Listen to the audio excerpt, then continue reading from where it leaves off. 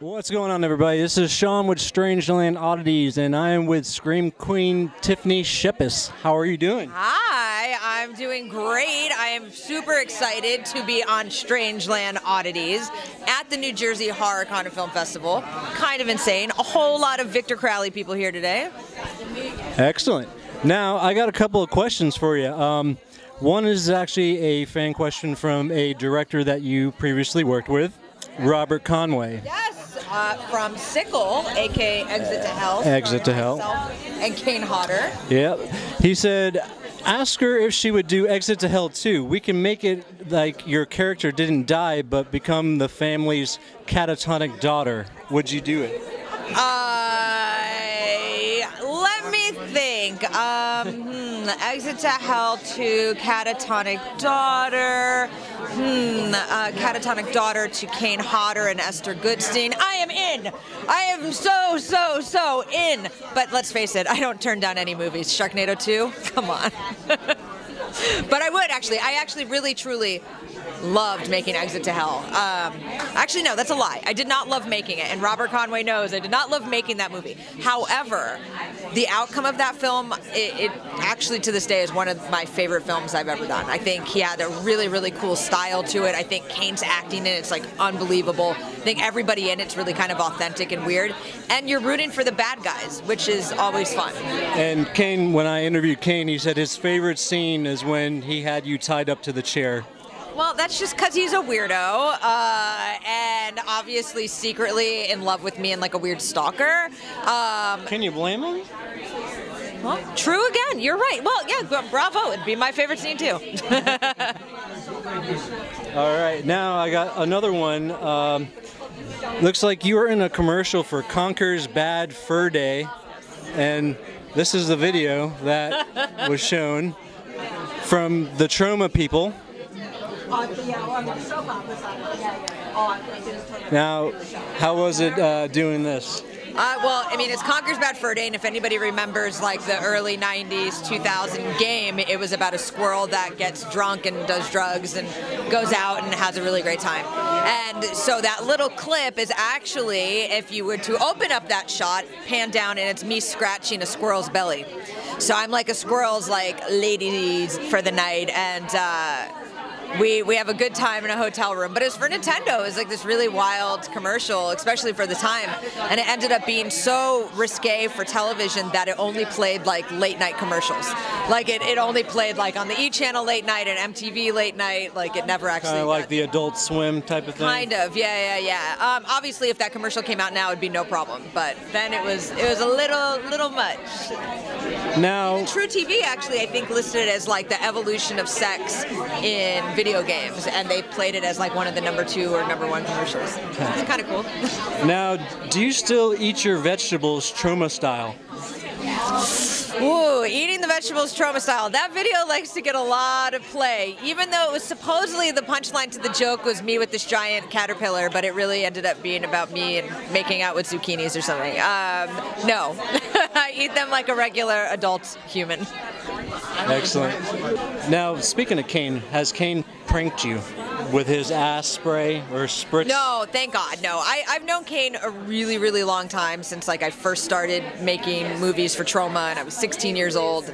And I don't know how I have not been pranked by him, but I've been fortunate enough, thank God, to not be with the ass spray or stink bombs at my table, or to have been shot in the eye with like a rubber band. So no, they keep me out of those. Now, thank God. Now, speaking, since you were saying you were 16 when you left school and went to Troma, what was going through your mind at that point? And did you think that doing Troma was a good idea? Yeah, probably at 16 I thought, this is a great idea. I'm going to quit school and I'm going to make movies. Dun dun dun, stay in school. So would I change things?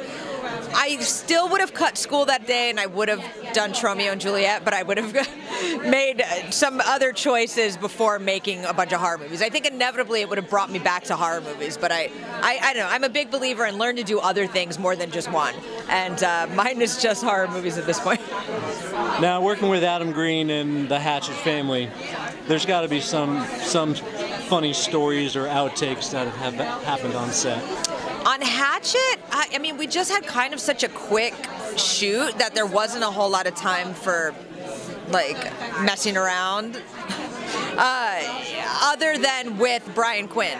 So Brian Quinn was from Impractical Jokers, and everyone thought, like, oh, he's going to be on our set and he's going to prank everybody. But we decided to prank him. And Parry Shen, who stars in all the Hatchet movies, and was also a little tidbit in The Hazing with me, which is a very cool movie. If you haven't seen it, you should watch it. He gave everyone candy or something, I think, on like the first day, and they were like really sweet. It was like little bouquets of candy, and we decided to steal Brian's, and then we would take pictures of it like up for ransom in different places, and he just never could figure it out. And it was a stupid prank, and it sounds way dumber now, but it was really funny then. So that was probably the only like funny thing that happened. We made little videos here and there, like on set, like, because it was really dark and we were out in like the middle of nowhere, so you kind of have to walk quite a ways to get to set. So there was a lot of stupid, bad movies being made in between making our movie. And then you were saying something about the swamp water. Yes, the swamp water was disgusting and dirty, and I believe Kane peed in it, and that was really nice of you. Thank you. I had to stay in that water. Gross. But yeah, it was gross. It was dirty, it was cold, and not a whole lot of fun. But you know what? I mean, if people liked my stuff in the movie and people seem to cry, spoiler alert, then it's all worth it. Nice. Now you're categorized under Scream Queen. How does that make you feel being categorized as a Scream Queen? I mean, had you asked me that 15 years ago, when I think Jules Shepard from Return of the Living Dead was the first one to say, wow, Tiffany's the new Scream Queen, I was super excited, and I still am. And I think anybody in the genre knowing some of the stuff that I do and then wanting to associate like a very embraced term to me, I'm thankful for it. I think the term has gotten a little skewed and out of place in the past couple years, just because you seem to see like a girl like on Instagram and she's covered in blood and people are like, oh, she's a Scream Queen, you know. And that, I always thought it was something that you should have had to make a movie, a horror film that made like a big impact on the genre, or made a lot of movies that made little impacts on the genre, you know, like, and that's what I think mine came to fruition, was because it was like, oh, I've made over 100 horror films, like, and predominantly horror movies or horror TV. So yeah, I think you should have to have done something, like either, you know, Jennifer Love Hewitt making, you know, that series, whether you liked it or not. It was a series that impacted that age range and demographic for a really long time in the genre. So, boom, Scream Queen, you know, or somebody like, you know, Debbie Rochon or Brink Stevens, that made hundreds and hundreds of movies that, you know, were all over the genre. Scream Queens, you know. I think you should have to have one of those things. But whatever, who cares? What do I care?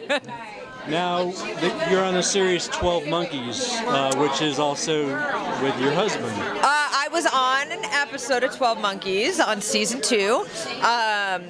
Very, very cool. My husband was a writer on that show, and I think next year, season 4, which is their final season, will play on Sci-Fi. It's also, you can watch it on Hulu. It's really, really cool.